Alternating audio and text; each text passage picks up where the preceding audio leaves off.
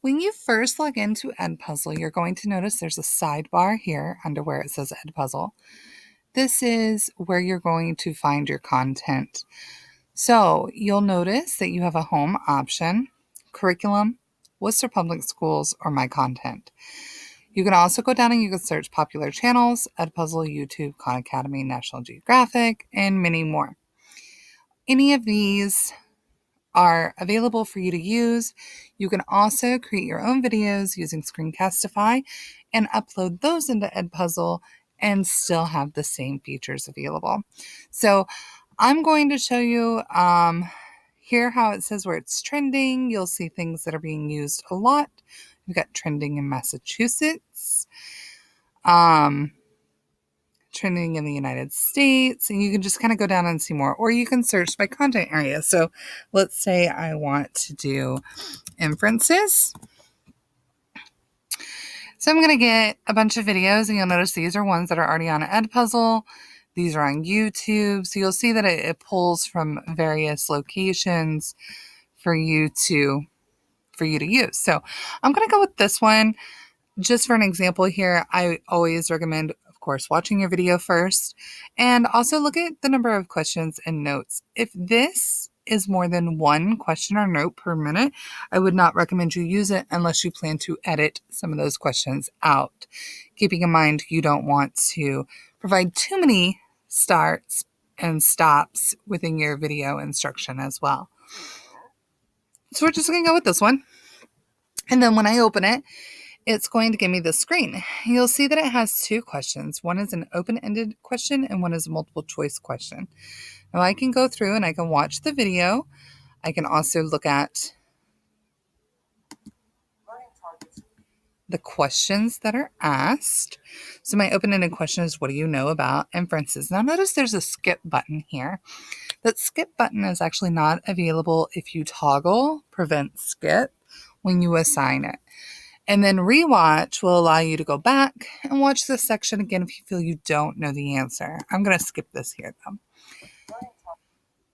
So I can view the video, I can look at the questions, I can choose to turn on closed captions here, adjust my volume, or make it full screen.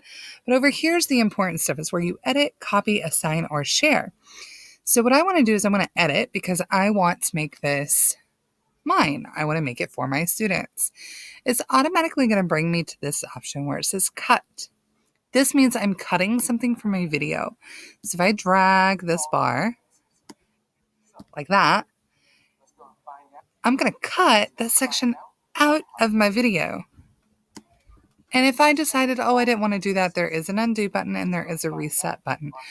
So even if you accidentally cut something that you didn't want to, you can fix it. You can go back. And you'll notice over here, there's two, it shows where my two events are. I'm going to add in a question here. So at the beginning, I like to add a note. And I'm actually going to, I want this at the very, very beginning. So right at 0. And you would write your instructions. You can insert an image to guide thinking. You can even have guiding questions here. Or you can just hit this little audio button. The first time it pops up, you have to allow permissions for your microphone to work.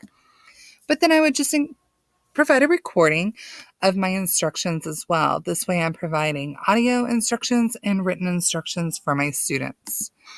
And then when I'm done, I have to save it. And you'll notice after I save, it's going to pop up right here that there's a note added.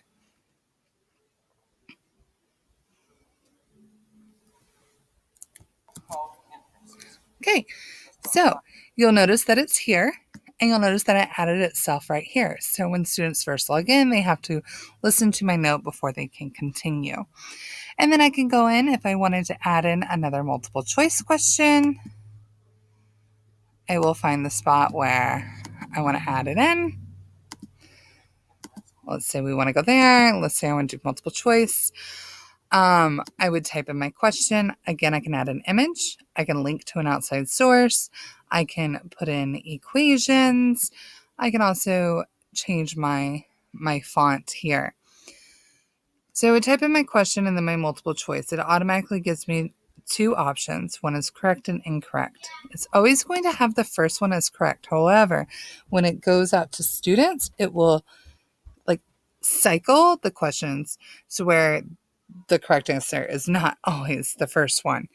But you'll notice you can also do the same things here where you have images linking to outside sources, providing equations, and you can also individualize your feedback here. So if I type in my answer choice, so let's say for my wrong answer here, I wanted to provide a link to an outside source, maybe an article that we read, or I wanted to provide an image hint or an equation, like a step of the equation to help my students solve, or maybe I just wanted to type in a note that redirects my students to a certain point in the video, I would type that here. So if they got the question wrong, it would immediately pop up with this feedback for them to go through, work through before they continue on with this video.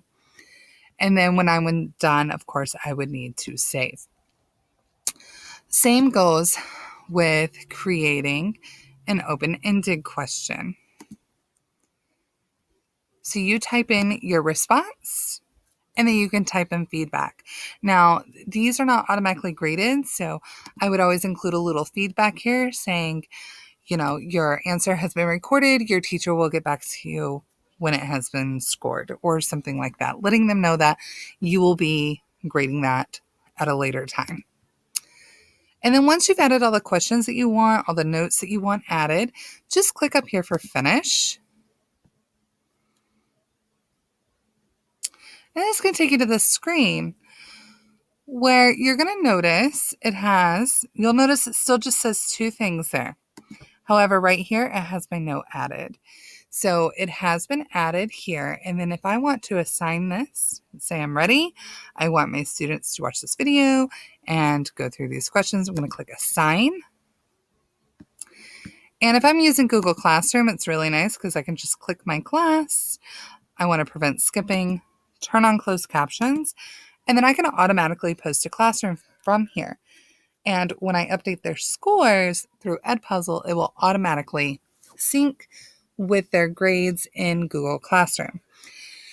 If you're using Seesaw, you have one of two options. You can add a new class, but then your students have to join it. Or you can go to the public link here and you can copy it and send that out to your students as well. I would recommend that you add a new class. When you do that, you enter your name in the description, and then I would do classic. And then when you create class, I would make it where they log in with their with Google. Okay. So you always want to try and make it where they log in with Google because it's going to be the easiest for your students. And then you just assign it. And when students go in, they will be able to see it assigned. Your view will look like this with your students. So let's say right here, we're at Rice Square. I have one assignment. There is no due date. It started on September 7th, and no one has turned it in. But when I click on this, you're going to see it'll have all my questions. It'll actually tell me how many students got my questions right and how many got them wrong. All right, so I hope that helped. Now it's going to be your turn very soon. So start thinking of the content that you might want to use for your first video to embed an Edpuzzle lesson.